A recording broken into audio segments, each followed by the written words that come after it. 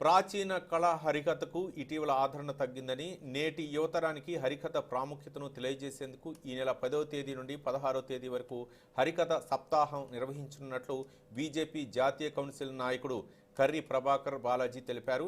తాడేపల్లిగూడెం మహాలక్ష్మీనగర్లోని తన నివాసంలో ఆయన మీడియాతో మాట్లాడుతూ హరికథ తెలుగువారి ప్రాచీన కళారూపమని, ఇతిహాసాలు, సంగీత, సాహిత్యాలతో సమానంగా ఈ కళకు తెలుగు సాహిత్యంలో ఎంతో ప్రాముఖ్యత ఉందని ఆయన చెప్పారు.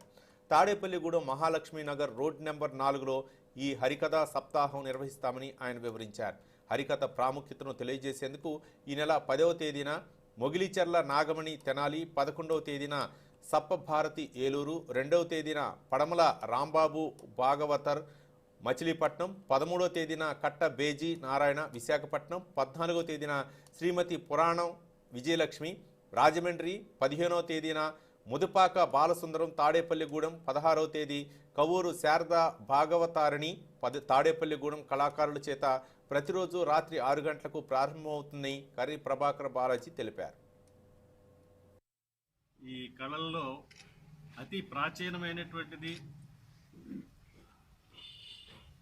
వెరీ ఏన్షియంట్ ఆర్ట్ అనేటువంటిది, అతి ప్రాచీనమైనటువంటి కళ హరికథ. ఈ హరికథ కళ అనేటువంటిది చెప్పాలంటే దానికి ఒక చిన్న వాక్యంలో ఏంటంటే సర్వ కళల సమాహారం హరికథ అని చెప్పొచ్చు. అంటే మనం ఈ కళల్లో చాలా కూడా మనం ఆస్వాదిస్తూ ఉంటాం.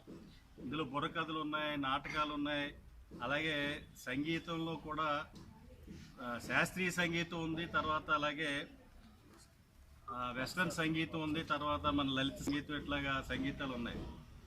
అయితే ఎందుకు హరికథని సర్వకళల సమాహారం అన్నామంటే, ఒకే వ్యక్తి భాగవతారు కానీ ఆ యొక్క హరికథలో ఉన్నటువంటిది ఏంటంటే పాట ఉంటుంది, ఆట ఉంటుంది, మాట ఉంటుంది. ఆట, పాట, మాట 3 ఉంటాయి. అంచేత